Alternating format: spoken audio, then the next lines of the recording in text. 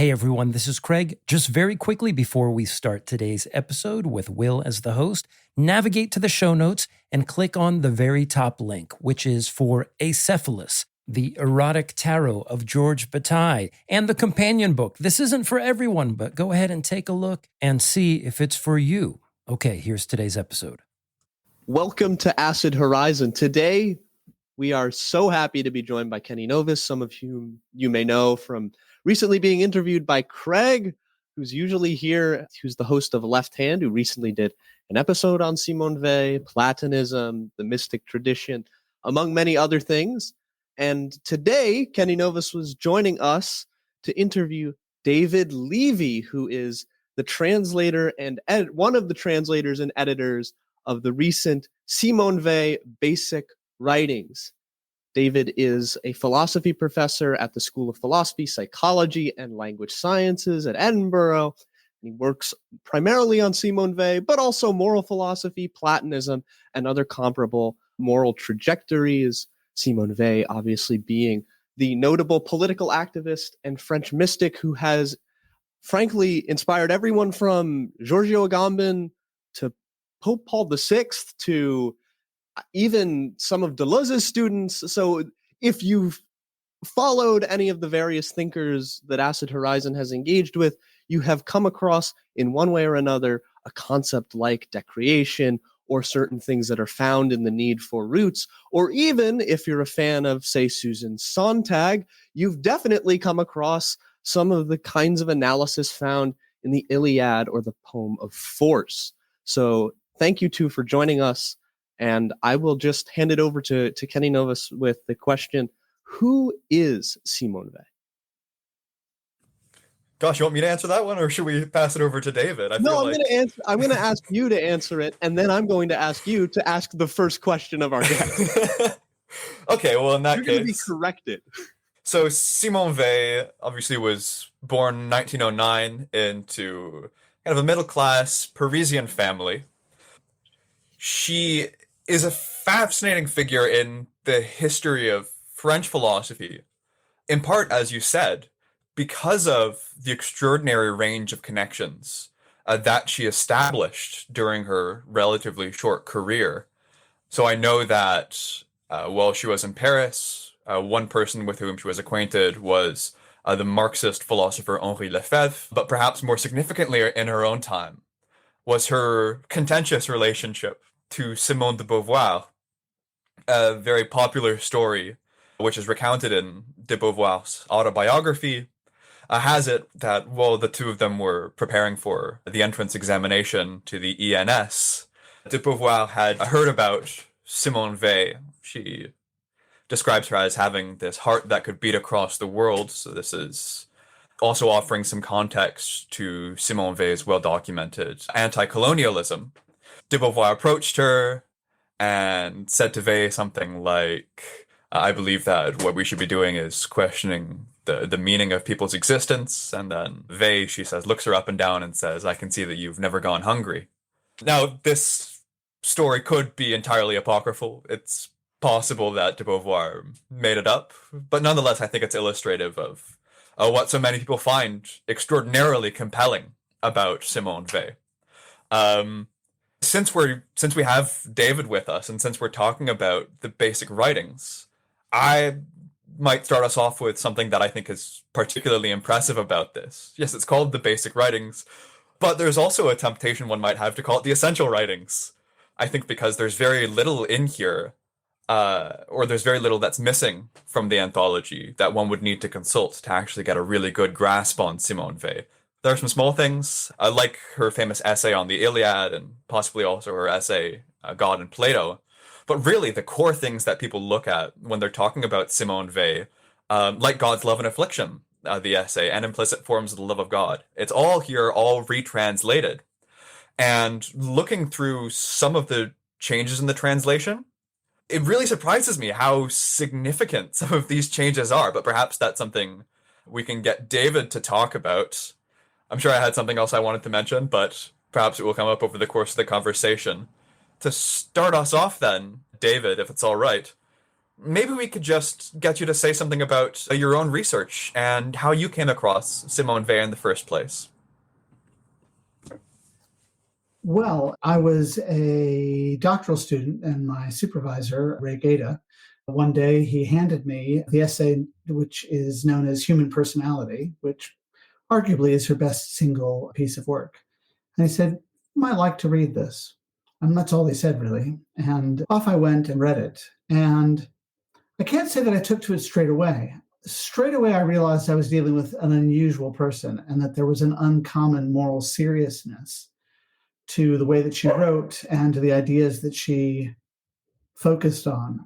And her approach was particularly striking because it moved so quickly from the immediate and the human to the tremendously metaphysical, with a lot of political stuff in between. And that was also unusual. Clearly, it wasn't written like academic philosophy either, although it had a very clear structure. I mean, it was a very good essay and very well written. And it was Richard Rees's translation, which is quite soaring. And so the language was also pretty impressive. So yeah, that was my first introduction. I had a bit of an allergic reaction to some of the religious language in it. And I wondered to what extent, how much work that was doing, whether her philosophical ideas needed the religion. And at that time, my first thought was, I wonder to what extent those of us who may be more secular can make use of these religious concepts. To what extent are these religious concepts part of our intellectual, philosophical inheritance? And to what extent can they survive and be effective if you don't believe? So initially, it was a striking encounter. That was like 25 years ago, so it was quite a while ago. And then I have to say I've been reading her ever since and trying to understand her ever since. A few years ago, I was possibly foolhardy enough to think that I might be ready to teach a course on Weil.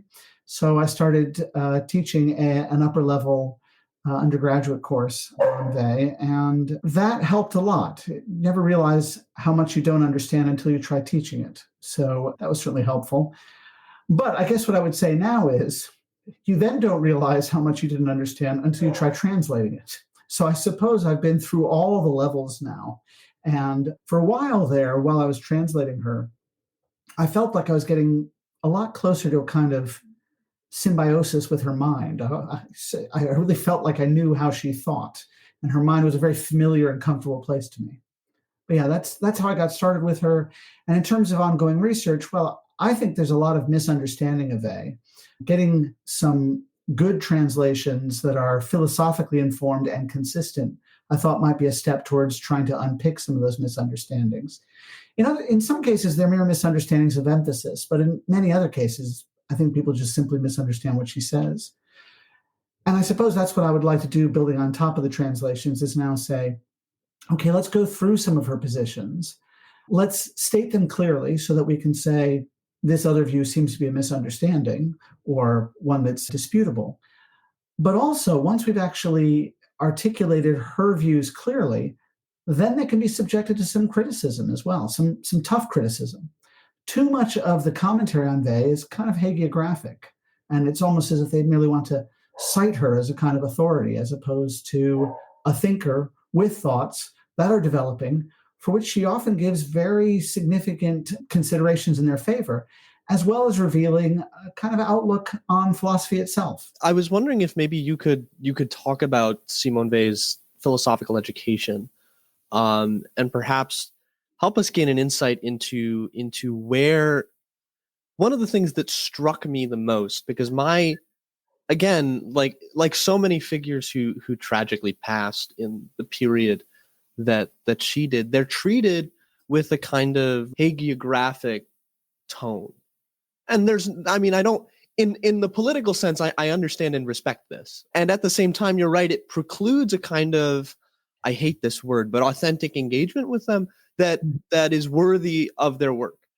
And I'm wondering if maybe we can start with she takes the entrance exam and the aggregation and all of those other expectations from the ENS at that time, and her area of focus is like so many from her period, other than Simone de Beauvoir, right, who truly is of the Germanic tradition. She's a Hegelian, really. She's closer, frankly, to the kind of education of Camus, who's very different, right? But she's a classicist in this sense. And I'm wondering, the entrance of theology into her thought and her specialization in ancient philosophy.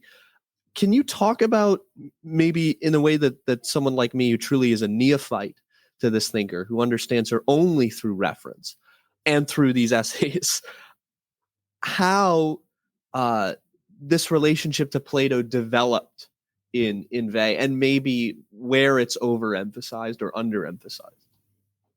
And the first thing to understand is that she had a superb philosophical education. I mean, she had about as good a philosophical education as you could hope to get in France without doing a doctorate. And a doctorate wasn't the sort of thing necessarily that French academics would have been doing at that time. Remember that they were a kind of German invention, sort of an import, and that neither the British nor the French had particularly adopted them by the time she was going through her education. She went to the best school, which was the École Normale in Paris. And before that, she went to this high school, which was also probably the best high school in France. But crucially, she had this teacher there, Alain.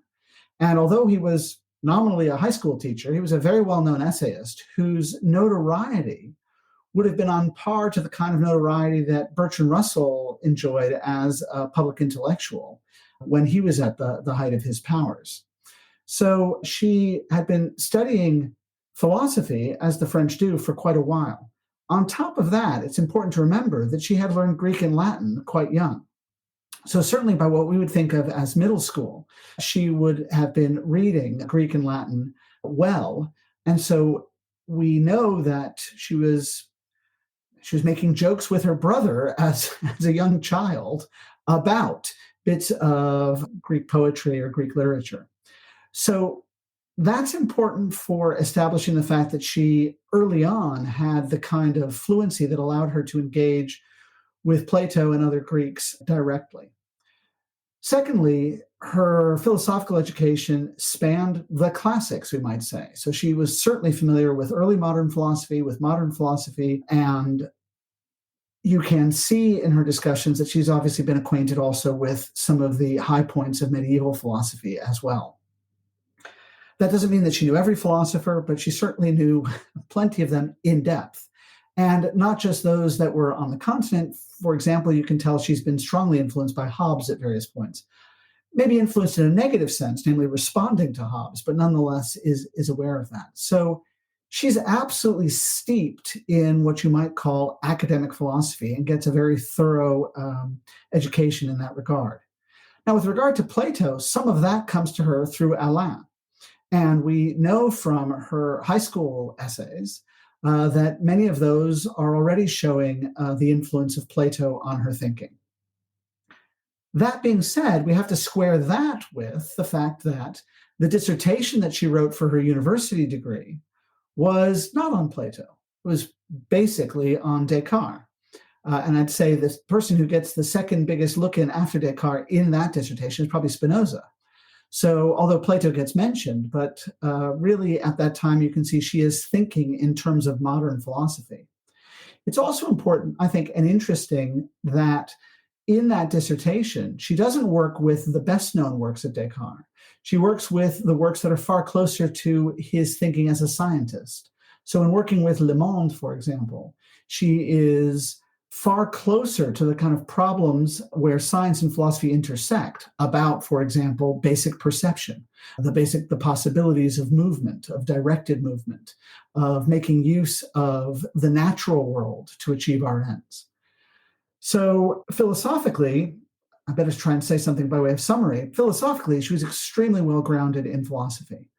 Plato was always there, both from her own personal interests, then through Alain, and then obviously she was still interested in Plato when she was at the ENS. But there, of course, she would have had to engage with the curriculum as it was set by her tutors and teachers at the ENS.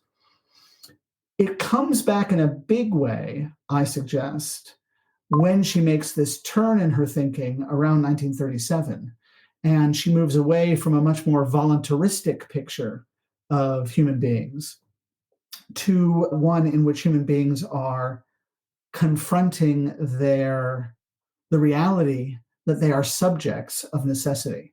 And at that point, she suddenly sees that the Plato, which has been her love and often has shaped her thinking, but I think she now sees that there's an opportunity to elaborate on Plato in ways that increasingly inform her philosophy. Yeah, that's a really cogent summary of her life and her influences. Let's, if it's all right, get a bit into the anthology itself.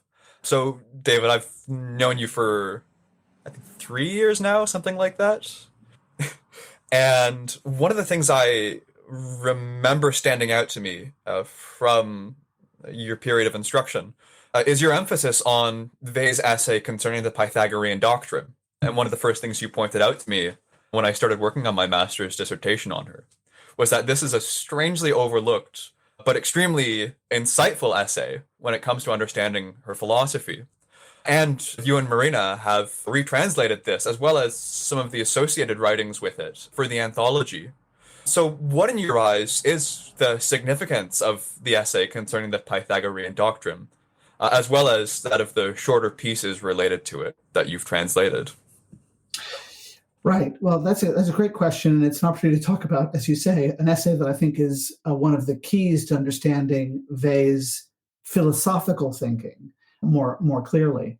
Some people have noticed that it's important. So Miklos Veto, in his really very good book in many ways, although I think he's mistaken, but nonetheless, his good book on the religious metaphysics of Simone Weil, he says this is a very important essay, but then he doesn't actually make that much use of it in his book, which is interesting. Now, let me just say briefly, there's essentially three pieces. There's the essay itself, and then there is a kind of a start on the essay that she began, which hadn't been translated before. And so we've translated that for the first time. And then outside of that collection, Basic Writings, I've also translated something that she wrote after she wrote the essay. So we have the thing that she wrote beforehand, and we have the thing that she wrote afterwards. And what she wrote afterwards was her own summary of that essay. Now, that in itself is notable because it means she was actually interested in what she had written and felt that it was something that she needed to create an aid memoir about, because she might have wanted to use it later, or perhaps because she thought she had expressed herself in ways that were different. That summary was in her notebooks, and Marina and I recently translated that and published it online through the great Simone Weil online site Attention. Now we can focus on the main essay. So here are a couple of interesting things I think about this essay. The essay is absolutely contemporaneous with some of her most important essays and big essays, God's Love and Affliction and Forms of the Implicit Love of God, which are also two of her most essays in which she's really dealing with theological topics. One of them is to do with theodicy, and another is to do with what kind of relationship can we have with God here in our material existence. So it's absolutely contemporary with those two well-known essays that are well understood to contain some of the deep keys to her philosophy. However, despite being contemporaneous, when I mean contemporaneous, I mean within like a month or two, the starting point for these essays are quite different. And in some ways, the audience is quite different. So both God's Love and Affliction and Forms of the Implicit Love of God were written for Father Perrin, this friend and mentor that she had made when she was in Marseille. And to some extent, she writes to him knowing what his interests are and wanting, I think, to speak to him in themes and terms that he could directly relate to as a Dominican. He says, look, I've been put in charge of educating young priests. Can you give me some ideas of how you would teach Plato in connection with training these young priests? So suddenly we have a change in the kind of writing. First of all, she's now to some extent teaching him, or at least suggesting to him what he ought to teach. Secondly, she's back in her role as a teacher, which of course was the only really steady work she'd ever had, which was working as a teacher teaching philosophy in high schools for those students who were hoping to get into the École Normale. So the starting point for this essay, despite being contemporaneous, is different. And I think that in itself is quite interesting.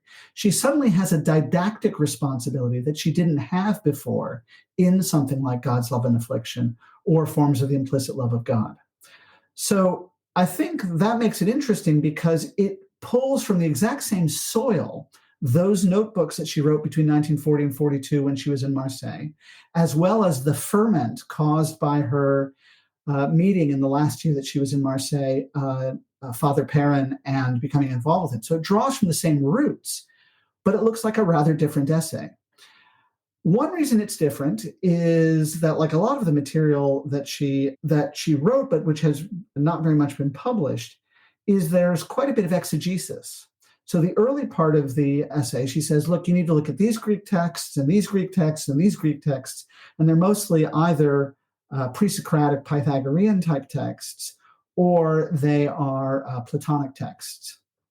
So you need to look at these Greek texts and we need to study them.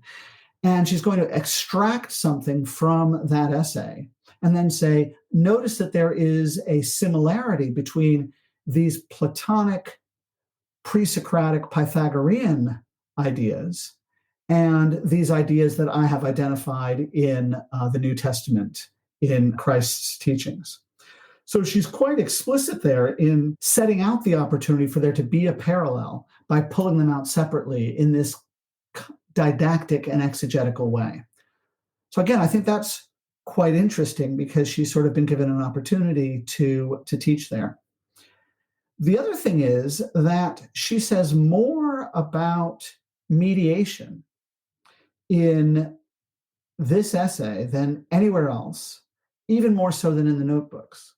And one of the reasons when we were choosing chapters for the basic writings, we really wanted to focus on essays, was that she was trained to write essays. And when she wrote essays, she often took her rough writings from the notebooks, which had been written for herself, and subjected them to the kind of rigor required for constructing a well-structured essay. So what I think we have here in this essay on the Pythagoreans is a thought-through version of much of what we find in the notebooks. I think the same thing is true of the Forms of the Implicit Love of God and also God's Love and Affliction. And again, that's why I really like those essays more than going to the notebooks, which I think are less well-formed. Now, still there's a question about why did I tell you, for example, this is the one you need to read? I think it's because it is the essay in which she's most explicit about her metaphysics. And not just the metaphysics of the supernatural, which here just means that which goes beyond the merely material. So it's not just that she talks about metaphysics in that sense, but she really focuses on the interface between the natural world and the supernatural world. And to some extent, that's really talking about the interface between the mind and the world and the structures or necessities that make possible that connection between the mind and the world. And so, again, it's notable that right towards the end of the essay, she starts to bring up Kantian themes. And she mentions Lanniot, for example, and uses these examples from the French thinker who is indirectly influenced by Kant through Maine de Biran. And she's back to talking about the psychology, even the science of perception, after she's just taken us through this long journey from the Greeks through Christianity, and then she winds up in this place. So in this essay, I think we get something like the full compass of her philosophical interests. We have the role of science, we have the role of Plato, and we have, of course, all of the benefits that we get from the tradition of Christianity, this Western tradition which we have inherited, which is a collection of concepts, a collection of language, a collection of explanations, which she thinks are very, very useful. On the other hand, she also says in that essay at various points, when we think of God this way, which of course is necessarily false because we can't really imagine what God is like, I think it's again revealing that she thinks, I don't think it would be right to say that she thinks this is a useful fiction. I don't think that's what she thinks at all. She thinks, following Plato, that there are some things which cannot be grasped given our material conditions, our temporal conditions, our cognitive limitations. So we are obliged to grasp them indirectly by what we can call a process of mediation. And that process of mediation can go by way of different collections of thoughts, concepts, patterns of thinking and explanation, of which the received Christian tradition is one, the Platonic Pythagorean tradition is another. And as she says, look, if we can't revivify the Christian tradition, we'll have to fall back on the only other thing which is native to us Westerners, which is the language of science. So crucially, she thinks in some sense the truths about the world, supernaturally speaking, are accessible through any of these three routes. That, in terms of bodies of doctrine, that might get us there. There are other routes to personal contact with reality. But with regard to thinking our way towards that which is cognitively inaccessible and conceptually problematic to represent, she says, look, there's lots of different ways. And so I think that conspectus, that breadth of vision in that essay is what makes it such a powerful essay as the prism for splitting out and separating strands of the Weylian philosophy. As you know, I'm incapable of giving a short answer, apparently. No, I think that's perfect. And this question of doctrine allows us to sort of delve into one of the threads of these essential writings or basic writings, which really is all of these sort of notions that are floating around both Weil's engagement or, let's say, intentional disengagement. I don't like that. Her disengagement with politics, which is nonetheless an engagement. All of it surrounds her understanding of liturgy and the let's just, like, we could very vaguely say, like, the soteriological, the salvationary, but really mostly this question of doctrine within the history of religiosity, within the history of liturgy. And of course, the seventh essay being, is there a Marxist doctrine? But rather than diving into her engagement with Marx, which is both a fascinating sort of intellectual biographical piece, which I think sometimes in some ways sort of counters the general trend that, Marx's whole education was just him placing, Kantian and Hegelian masks on different figures in the history of philosophy for the entertainment of Bruno Bauer.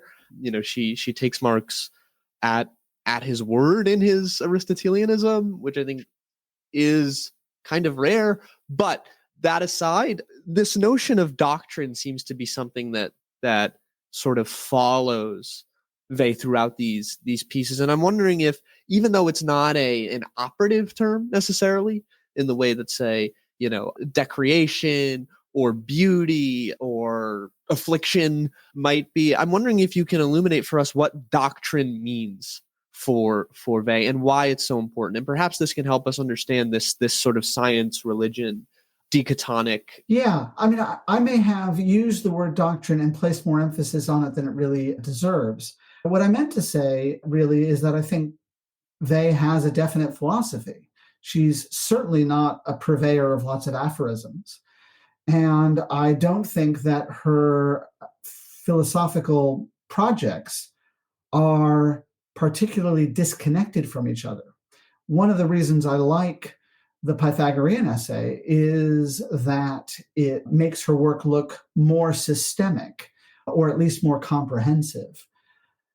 On the other hand, when you asked me about my first encounter with her, I think the thing that still holds true for me is that she has a remarkable ability to move from the individual in their direct contact with reality, in their confrontation with their own limitations, all the way up back to the metaphysical.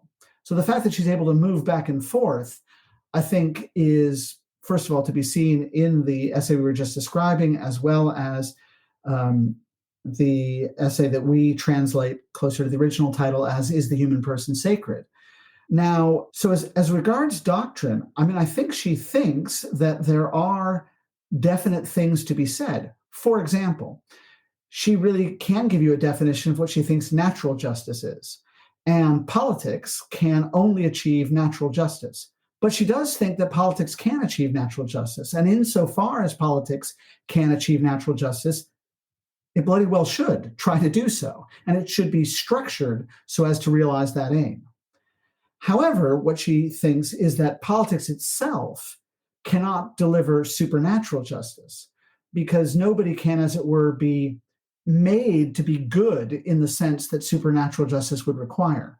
But what the political structure can do is remove those contaminants, those obstacles to the natural realization of the potential for goodness that she imagines, I think correctly, are latent in every single human being. So one could speak of a Weylian doctrine on various topics, and in particular politics. There, I think it's more of a doctrine of being clear about the scope for the collective. I don't mean the noun in this sense, I mean the adjective, that which is collective, and also for the political. I think she wants to bound those quite clearly. And that's why she put such an emphasis on those things which are, in a sense, undertaken individually, like work, but where the character of that work is very much shaped by what has been done communally, collectively. So that, as it were, the work itself, of course, is necessarily undertaken by the power, by the hands, by the body of the individual. But the possibilities for what that work can mean, for the ways in which that work can be nurturing or not, the extent to which that which is negative about work can be mitigated, those are all problems which the political can do a great deal to alleviate by limiting the power of others to oppress, for a start, but more generally by creating an environment in which people can develop the kinds of aptitudes and abilities and understanding that will make work more rewarding for them. I don't know whether I've quite answered your question on doctrine. I've taken a swing at it. I wouldn't like to emphasize doctrine unless I've missed some aspect. No, I think that helps us understand specifically where she's writing, particularly about the relationship between, for example, Marx's account of history, war, and class struggle, where this notion, this new concept of not praxis, but more importantly, that schism that's introduced between philosophy and praxis, that's further emphasized by thinkers, say, like Lukács or Karl Korsch or so on.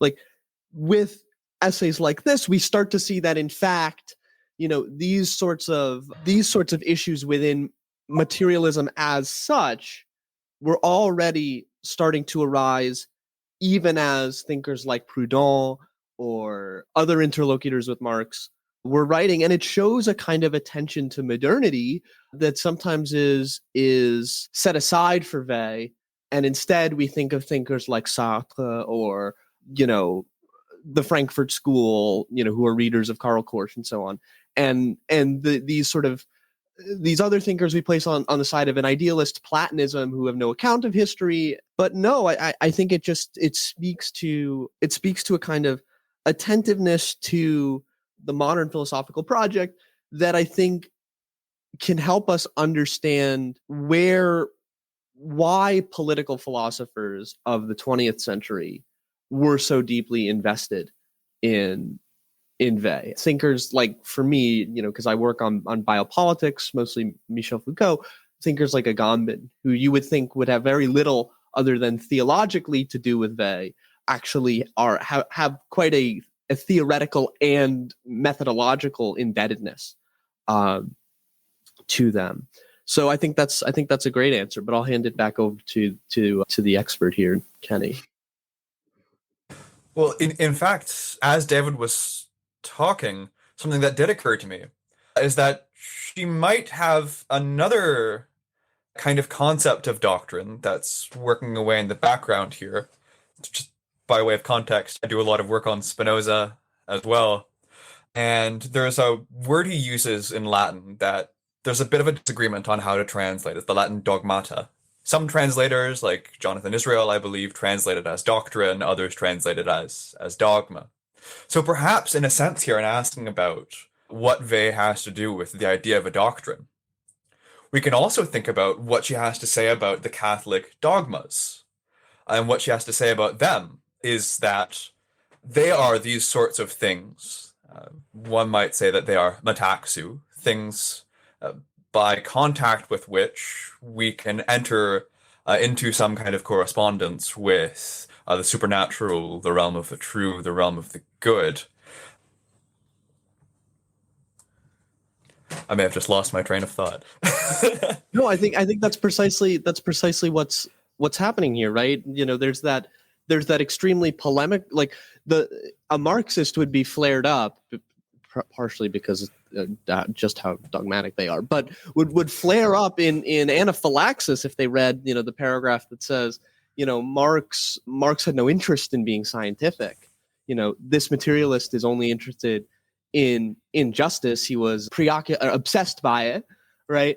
On the one hand, this would be deeply insulting to like an Adornonian or something like that. But on the other, the entire history of Marxist philosophical and political practice would say, oh, well, yes, it makes perfect sense coming from his account of Aristotelian virtue and the fact that Marx could not escape, Rousseauian Republican tendencies. So at the same time, through her perhaps one thing I could say speculatively, because I'm the neophyte here, is that through her supposed engagement with a very particular kind of idealist tendency in Platonic thought. And what's interesting too is like Aquinas doesn't feature as much as I thought he would. Through this, she gets to engage in a different kind of materialist analysis, one that's not entirely dissociable from thinkers that would come later, like Rainer Sherman or Foucault, who have not a history of ideas, but rather a kind of discursive formation understanding of philosophy. Bachelard being another one. So there is this kind of deeper materialism that's cutting beneath the dogmatic, in the derogatory sense, of the dogmatic sense of particularly a very French kind of socialism that I think is still pretty pervasive in Marxist academia today. Or if we look at like the state of like publishing lines like historical materialism and so on, and the kinds of things that they focus on. But yeah. I think it's interesting you mentioned dogmas, Kenny, because you're right. Certainly she did concern herself with dogmas. And I think dogmas provide an interesting way to think about why she was really unable to become, in some sense, a proper Christian. You get some idea of this in her long letter, so-called letter to a priest, in which she points out certain dogmas, certain Catholic dogmas, which she just won't accept, partially because I think she thinks they're morally problematic. But actually, I think this reveals something else, which I think is slightly interesting about her. Her brother speculated, so I really borrow this idea from her, but I've reflected on it myself, and I think he's right. Ultimately, she really believes in the freedom of the intelligence and the responsibility that we have to operate the intelligence. And it's well known that her favorite book by Descartes was Rules for the Direction of the Intelligence. And it's a pretty straightforward book in many respects. It really does say, here's the first rule. Now let me explain why that's the rule. But these rules. It's incomplete, but nonetheless, there's plenty of rules there. And I think that she thinks that we have a kind of responsibility by means of the intelligence to know what can be known and to be honest with ourselves through our intelligence. And that one of the challenges that she faced would have been submitting herself to the authority of the church and to, in that sense, shackling her own intelligence. And so I think the dogmas that she's kicking against in Letter to a Priest are really just particular instances of the more general dynamic, which is that She was unwilling to submit her intelligence to external control. Now, that's interesting, I want to suggest, for a further reason, which is, on the other hand, in her philosophy, she is always very clear. There are only some things that can be known by the intelligence, and there are things that cannot be known by the intelligence. And in many ways, the most important things can't be known by the intelligence. They can't be put into a discursive form. In this respect, they can't be, as it were, taught or inculcated. And these things of the highest importance, as I say, can't be grasped by the intelligence. They're going to require things like attention, desire, love. All of these will allow us to get into the right relation to these things which can't be understood by the intelligence, so they then become an influence on us. And so it's interesting you mentioned dogmata. Of course, dogmata is Latin taking up the Greek directly. So, of course, dogmata is also there in Greek. And famously, it's said, though, of course, as will become clear, nobody knows if it's right, that the most important doctrines that Plato taught his pupils were the unwritten doctrines, the so-called agrapha dogmata, and that they had to be unwritten, actually. And in some sense, the dialogue form itself is an attempt to get around the limitations of what can't be written down in the mode of philosophy, let's say. Something that Aristotle just didn't worry about. But as it were, these things could be said. You could hope to communicate with somebody. You could hope to bring them into relation with these things. But they had to remain agrapha, that is to say, unwritten. So that idea of dogma and dogmata is a very nice pivot point around which one could shine a light on a lot of Weil's life, commitments, method, and indeed thinking. Well, as I see, we're now verging on the realm of Weil's relation to the esoteric, if I can put it that way. It may be worthwhile picking up on one of the controversies that this anthology has already, in fact, generated. It's especially the long introduction that you wrote for it. And if I can say for any listeners, if you want a good 40, 50 or so pages to look through and find yourself in possession of a strong interpretation of Weil, you could certainly do much worse than starting with this introduction in the anthology.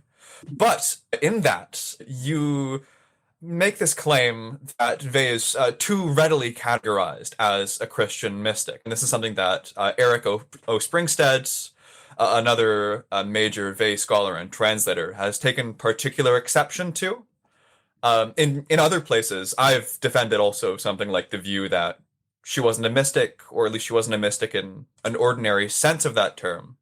But it would be interesting to hear from you what reasons you have for thinking this, and what significance there might be for challenging this standard association of her philosophy with mysticism. Yeah, great. It's a great question. I don't like to think of it as a big controversy, although I agree that people disagree. And I thought that what Eric was saying was, pretty reasonable. A lot of it's going to come down to what you think the word mystic means or connotes. The reason I was so keen in my introduction, an introduction that I was aiming at the sort of intelligent layperson to some extent, was to push back against the so frequent assimilation of Weil to this category of the mystic. And to somebody who is such a disciplined thinker as she is, I feel that this word mystic in the mouths of most people is a kind of solvent of that discipline, it kind of is in tension with it. And I don't think that's right. I mean, it may be okay to call her a mystic, provided that doesn't undermine those aspects of her thought which I think are evident in her writings: the diligence, the brilliance, the structure, the care, the concern with a kind of consistency across different parts of her thinking. At that level, by the way, I'm rather doubtful that Eric and I really disagree about the main question, because I think the point he would wish to make, and he is, of course, right to make it, is that, if I put it this way, Christian mysticism is a broad church, and it has a very wide range of people who get put underneath this rubric. And many of them, he would be quick to point out, spend a lot of time thinking, and they spend a lot of time writing, and they spend a lot of time reasoning. So often, for example, they have had some kind of mystical experience, but they then don't mine it indefinitely as if somehow it were a subspace communication channel to God that they could kind of keep on trying to tune in with a cosmic radio. They have had this experience. That experience has given them a certain kind of conviction. And on the basis of that conviction, they have then been able to use that as a ground for further careful thinking about the kinds of mysteries which are inherent in human life as thinking, conscious, experiencing beings. So I think if we were to use a meaning of mystic that is far closer to the specialized way in which theologians use the term, historians of mysticism use the term, in other words, people who are using the term with some precision, then I think it would come down to a matter of detail. And of course, what I would want to emphasize, the reason I would want to say that they is not a mystic in the ordinary parlance is that she gives arguments. Although she writes in a very assertoric way, that is to say, she asserts this and she asserts that and she asserts this other thing. And her essays are often very gripping because of what she asserts at the outset, although I think those assertions are often there for clarity. She will make these assertions, but then she will give arguments. You've got to learn how to read them. And I think that, if I may say so, I think that our translations make it easier to see the arguments and to see that she's giving arguments. But that nonetheless, she may start with some bold claims, and then she will work her way down. So in addition to giving arguments, she often also says, this can be confirmed or verified experimentally or experientially or empirically. There's a kind of question about how to translate the French word in question. But essentially, she means by demonstration. So it would not require you to enter into a mystic state. It would not require you, for example, to have faith. Many of the claims that are doing the work for her in her philosophy, she ultimately wants to say, look, it's demonstrable. In the same way that somebody might have thought, nobody can be struck a blow and not want to strike back. And then somebody points to Jesus and says, look, here's a guy turning the other cheek. What was impossible has become possible. And there may not be very many people like that, but there are some. And it's a kind of existence proof for this aspect of human possibility. So, I mean, I hope that's a kind of answer to your question. On the one hand, I want to say, look, I'm not sure how big the controversy is. On the one hand, if we can agree on perhaps different senses of the word mystic, but in the ordinary sense with which she is often described, I think it puts people in mind of somebody who's not in the business of disciplined, systematic thinking and the giving of arguments and proofs by demonstration. And yet, attention to her essays will show that that's exactly the business that she's in. Even about religious things. I mean, in forms of the implicit love of God, she makes the same kind of claim. So it's not that she thinks, oh, well, here philosophy cuts out and religion starts. And that's another strength of the Pythagorean doctrine essay. There she's trying to say, yeah, here's one way of understanding it. And these will be the ways of increasing someone's conviction in this way of seeing things. And here's an alternative way of doing it. And then the modes of conviction that are available there will be different again. So anyways, I don't know if that covers it. I don't want to stir more controversy because I think they often produce more heat than light. And Eric and I had a bit of a back and forth in print around the attention after his very generous review of our book. And I feel like we arrived at the kind of place where there might still be some differences between us, but I'm not sure how much distance there was. In my eyes, at least, the significance of this disagreement over the classification of Simone Weil as a mystic also has to do with what style of writing it is that we're looking for when we're looking for the texts that are meant to be authoritative with respect to her position. Mm-hmm. So when I weigh in on these debates over whether Weil was or was not a mystic. What I have in mind, maybe from a more polemical perspective, is trying to combat this much more familiar interpretation of Weil that will prioritize the notebooks and especially those abstracts from them collected in Gravity and Grace. And naturally, doing so leads to quite a heavily distorted picture of her philosophy. We end up thinking that concepts like decreation and metaxu are the fulcrum around which her entire system, if she has a system, revolves. But in fact, when we look at the things which she had written for the purpose of publication, to my knowledge, decreation doesn't come up in her essays. It may come up in some letters. I'm not entirely sure.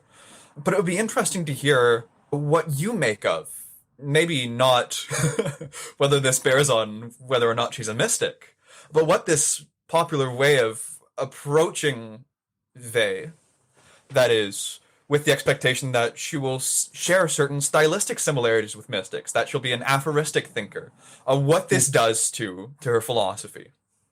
Yeah. Well, I mean, I think that I think that Gravity and Grace is a bit of an abomination of a Weilian work. It's not really a book by Weil at all. And Ronald Collins, for example, has written at length about this and demonstrated the way in which Thiebaum, who edited the book together, has introduced elements that we're not clear what the sources are, but certainly he has put things out of order. He's moved sentences around. And more importantly, he has clipped paragraphs from what are long trains of thought. When you go to the notebooks, they are not aphorisms. Very often she'll write for several pages at a time on just one theme. So in that sense, by the time she's done, it's sort of like 1,200 words, which is more like a little mini essay, and she's pursuing a particular line of thought. So then to extract a piece of it without any context, it's just irresponsible. And it's has given a very distorted picture to Weil's thinking. And an essay like God's Love and Affliction is extremely hard-hitting and powerful, but it's not aphoristic at all. I mean, it's quite a long essay. And she grinds out these points. And of course, if there was ever a place to have decreation, it would have been there. And when you go back to the notebooks and you look at places where she's first trying out the ideas that appear in the essay on affliction, they may mention a decreation, although decreation actually doesn't get mentioned that many times in the notebooks even. But if they don't appear, it doesn't appear in God's Love and Affliction. There she talks about self-negation. Moreover, the idea of decreation seems to feed into this popular narrative of her as some kind of ascetic who was bent on her own self-destruction, even though she's abundantly clear in the text, nobody can desire affliction. It is against nature to do so. She says this more than once. And in her own writing, both in the notebooks and in the essays, she talks about being reborn. So the process of decreation is not the result, as Vito claims, that we somehow return to God, as it were, return to space dust or something like that. But rather, she says, in the process of negating ourselves, of negating our person, of negating the personal, of grounding ourselves in the impersonal, in the true, and in the good, we will be reborn, as she puts it, of spirit and water. Now, of course, that language, or actually what she says is, we will be begot of spirit and water. And that sounds very Christian and religious. But in fact, as she spells out in the notebooks, it's rather mundane in some sense. Water is that amorphous material, which is matter, and which in Plato's Timaeus, which is dialogue she leans on heavily, is called the receptacle or the matrix, the stuff which is formless. And water indeed is the best image of what is formless. And spirit here is that which lends to water its form, its direction. So it's the unlimited combined with the limit that produces a person, and a person who has been through the process of being begot from water and spirit, has taken into themselves the divine spirit, something like the spirit of the universe, the truth of the universe, and this has become the guiding principle for their matter, which then follows the laws, we might say, of the order of the universe, or the laws of the divine order of the universe, however you want to put it. So it's true that the fact that her first book came out from an ardent right-wing Catholic had a significant impact on how she was initially received. The next book, Waiting on God, was a sort of a funny mixture. There, at least, the writings are really her own, but it was a sort of funny mixture of letters and essays. And I think that she writes her letters quite differently from the way she writes her essays, because she was trained to write differently. So that presentation put people on a certain track, which then drew them through Gravity and Grace to the kind of rock star concepts like decreation, like the void, like gravity and grace themselves as notions. And they, frankly, engage in a rather superficial excitement about these concepts. They are given these short zodiac-like, or maybe not zodiac, astrological sort of remarks about them, and then they run away with them. And I guess I write against it so much because I think it is an impediment to seeing what a brilliant thinker she is and finding those things in her thought which are genuinely novel or powerful, or, as she says, where she has collected thoughts for our age, which other ages before us have collected, and which future ages will have to collect for themselves as well. So I hope that's addressed the question in the way that you framed it. I mean, I could go on. I think Metaxu is not one of the worst offenders. I think people, though, have misunderstood Metaxu in a way because it sounds like a noun, and so they think, oh, there must be these things, the Metaxu. Whereas, again, what the Pythagorean essay shows so clearly is that the Metaxu are the means by which mediation occurs. That is to say, the means by which things which are dissimilar are put into relation with each other. And that's especially important for us because we're interested in the ways in which material beings like ourselves are put in touch with immaterial things like geometric forms, structure, truth, the good, all of those sorts of things which we as philosophers are perennially interested in. If I can just add something very briefly to that, which might be of particular interest to the listeners to this podcast, you mentioned the concept of the void. And it was pointed out to me quite recently that this procedure that you mentioned of someone kind of getting a rockstar concept and running away with it is exactly what Jacques Lacan did with Weil's concept of the void. It was explained to me that a lot of his meditations on this come from his reading of Gravity and Grace. But that's just by means of a side note. Will, I imagine, might have something interesting to say here, because you mentioned that for Weil, there's this concern with almost normality and abnormality, or with what permits us or persuades us otherwise when it comes to doing what is natural to us. So she does seem to be dealing with a pretty normatively laden concept of the natural, which I imagine must put her in some hot water when it comes to when we have a Foucauldian in the conversation as well. Yeah, I mean, look, this is the burden of Platonism on Christian philosophy, or really not Plato, but really the pseudo-Dionysian tradition where natural theology begins to find its root, and the place, frankly, where human propriety and the affirmation of that propriety is made most clear is in I think the fascinating and necessary essay, I'm trying to find it, Is the Human Person Sacred? I can't find it. It's one of the longest essays in the book, but I think the account of affliction here is, because what I had first read was Gravity and Grace. I'd purchased it at Barnes and Noble, and I'd put a photo of it on my Instagram, that thing on Instagram where the picture goes away after a while, the story. And Kenny immediately texts me. He's like, no, don't get that one. He's like, you have the wrong Weil. I was like, oh my God. But yeah, I had found this very strange kind of reactionary almost depiction. And it's harder to make assessment of Weil in an essay like Is the Human Person Sacred, where really I would say, the metaphysical or operational presuppositions of a concept like decreation or self-negation is laid out. Because really, in her account of both Diderot, who I think is one of the most important thinkers of like who the natural human being is, but she also, I think, importantly cites Rousseau.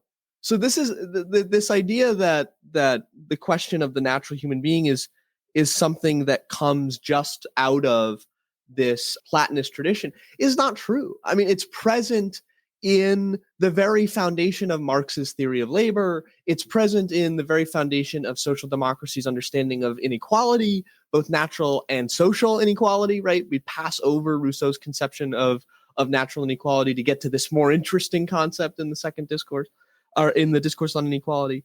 So I do think that obviously there are issues to take up at the level of a philosophy of disability, but at the same time, the way out, I think, for us through Weil is her criticism of the concept of right and the concept of the possibility of a human right, which I think is far more compelling even than the ones we get from thinkers of the same period, like, say, Hannah Arendt.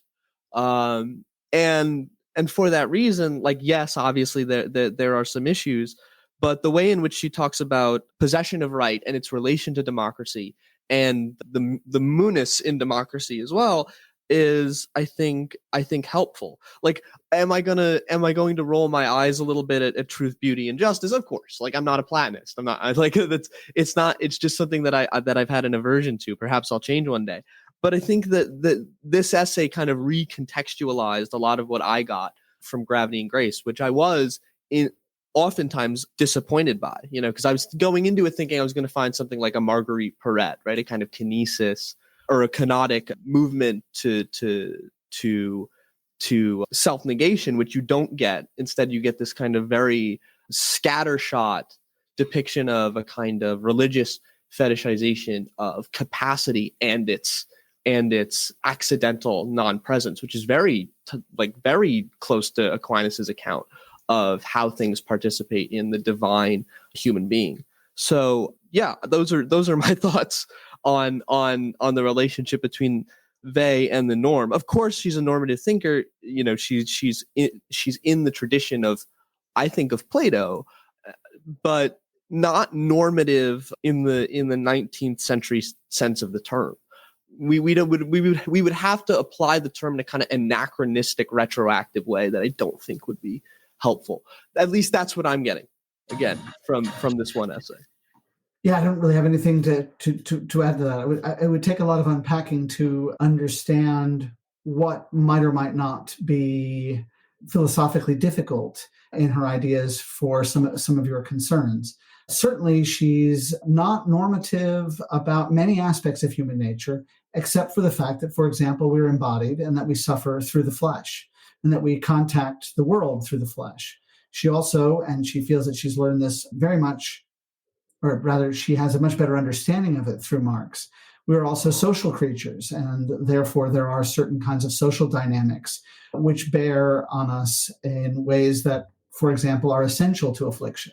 One of the things that often goes unremarked is the extent to which the sense of social diminution, of degradation, that's a literal translation of the French word, but it means sort of like the drop in social standing, the drop in social recognition. These things are essential. So on the one hand, she wants to say these aspects of the human being, and notice, for example, she doesn't talk so much about persons. She says we have duties toward the human being, emphasizing the non-political basis of those duties. But at any rate, she's concerned with these things and, of course, with our capacity for thought and experience. So in that sense, I think she does think there are certain essential faculties that allow us to look upon human beings as creatures who suffer and creatures who can do better or worse. On the other hand, she accepts a substantial level of change in what humans might need. So it's very striking that at the start of the need for roots, in where she enumerates the needs of the soul, she says, these are liable to empirical study and revision. These are not the needs of soul now and forever. And the criterion is, what are those things, the privation of which will bring one to a state of death or near death? If anything that satisfies that is a need, that may occur through bodily factors, or it may occur through what we might call factors of the soul, which here is sort of ambiguous between the mind and the social. And so therefore, what is a normal need, if I can put it that way, will be indexed, it will be parochial, in the sense it's what's a need around here, at this moment in history, at this moment in our biological evolution, but I think also our technological evolution. It may well become the case that people will have needs for interconnection with others through, I'm not going to say social media because that conversation drives me nuts, but through information technology.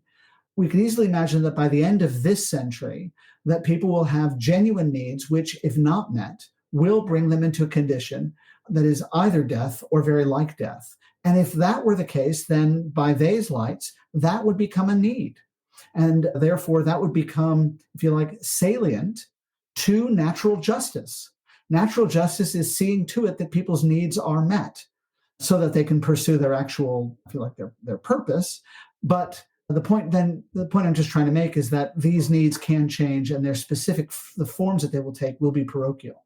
And in that sense, she's both conservative but open-minded about human nature.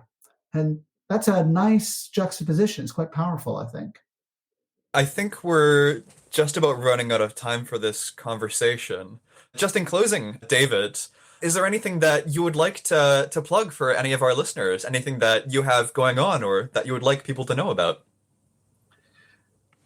Well, that's not the right question to ask me, because I'm loath to sort of pimp my own work. Well, in that case, then, something I can warmly recommend is not only this book, but also, as I was preparing an article, I came across another essay of yours on Simone Weil and Wittgenstein, and reading through it, I found it, very edifying, especially when so much of the work on Simone Weil comes by means of Wittgensteinians like Rush Rees and Peter Winch.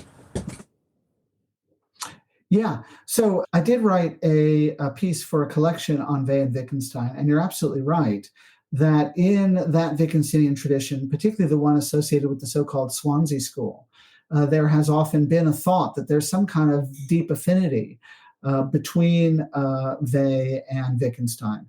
Now, sometimes I think this has gone through the rather dubious grounds that both of them appear to be deracinated Jews. And that may well be true, but I actually don't think it's much of a point of contact between them.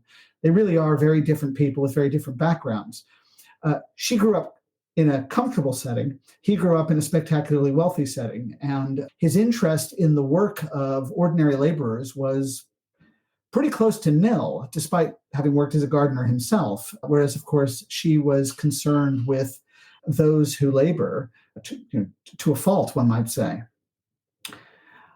I think it's clear, one wants to be clear, though, about what they saw in her. And certainly people like Rees and Winch, and, for example, somebody like Ray Gaeta, what they immediately latched onto was her moral seriousness, a seriousness that they felt, I think, was at some level either incompatible with or at least missing from a great deal of moral philosophy in the 20th century, which had become arid and divorced from the real phenomena of morality.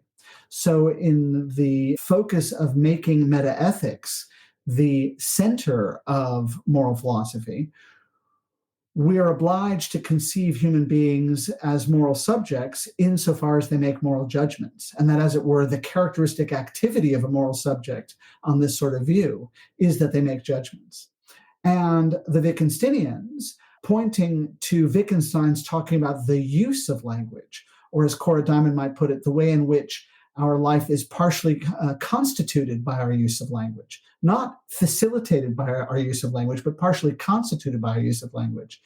Wittgenstein had the effect of returning language and the actual practices, the social practices, the linguistic institutions that make sense of the actual histories of our concepts, as well as the actual histories of our use of language and the kinds of foundations that there were. So that kind of return to praxis, if I can give it a fancy name, was something that they wanted to do with moral philosophy. And the moral seriousness, the attention to moral phenomenology, the attention to the way people actually suffer, to the way that good and evil and the temptations of good and evil actually enter into people's lives, that was something that they saw they calling attention to, not only calling attention to, but illustrating time and again from different angles. And so I think there was a strong attraction there. This led to people saying, aha, what she has in common with Wittgenstein is that she's morally serious. Because Wittgenstein also, by reputation at least, and I think it's fair to say by the conduct of his life in many respects, was also very morally serious. And his own notebooks attest to his struggle with being moral, with being decent, with being good. As I argue in that piece, I think there is a superficial similarity between the two of them. They do arrive at a similar place, which is to say that no amount of human ratiocination, no amount of human technology, no amount of doctrine will allow you to evade the basic challenge that we face as moral subjects. To that extent, they agree, but then they go off in completely different directions. Wittgenstein retreats into the self and says, well, whatever's to be found is going to be found from the purification of the self until there is only the self left, as it were, the kind of the pure self is left.